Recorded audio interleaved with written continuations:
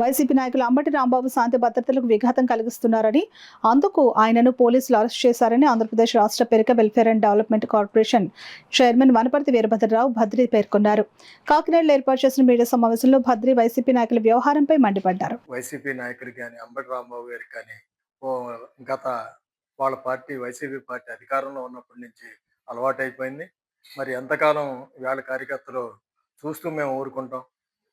గత 5 సంవత్సరాలుగా వాళ్ళ అధికారంలో ఉన్నప్పుడు కూడా ఇటువంటి వ్యాఖ్యలు చేస్తూ ప్రజలను ఇబ్బంది పెడుతూ నాయకులను ఇబ్బంది పెడుతూ వాళ్ళు చేసిన వాటిని చూసి చూసి ఈరోజు ఓర్వలేక తిరగబడడం జరిగింది. దీన్నేదో మరి వాళ్ళు చేసిన వ్యాఖ్యల్ని ఎన్నాటిని మర్చిపోయి వీళ్ళ కార్యకర్తలు అలజడులు సృష్టిస్తున్నారని మాట్లాడడం అనేది చాలా హాస్యాస్పదం. ముఖ్యంగా ఈరోజు రాష్ట్రంలో జరుగుతున్న అభివృద్ధి కార్యక్రమాలని సంక్షేమాన్ని చూడలేక ఓర్వలేక ఈవేళ వైసీపీ పార్టీ కార్యకర్తలు నాయకులు కూడా ఇటువంటి అలజడులను సృష్టించే ప్రయత్నాలు చేస్తా ఉన్నారు.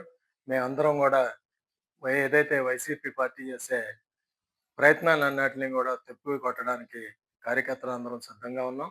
మీరు అంబటి రాంబాబు గారు చేసిన వ్యాఖ్యలపై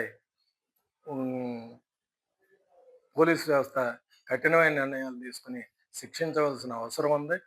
భవిష్యత్తులో ఇటువంటి వ్యాఖ్యలు ఏ లీడరు చేయకుండా అంబటి రాంబాబుని కఠినంగా శిక్షించాలని ఈ సందర్భంగా మేము తెలియజేసుకుంటాం.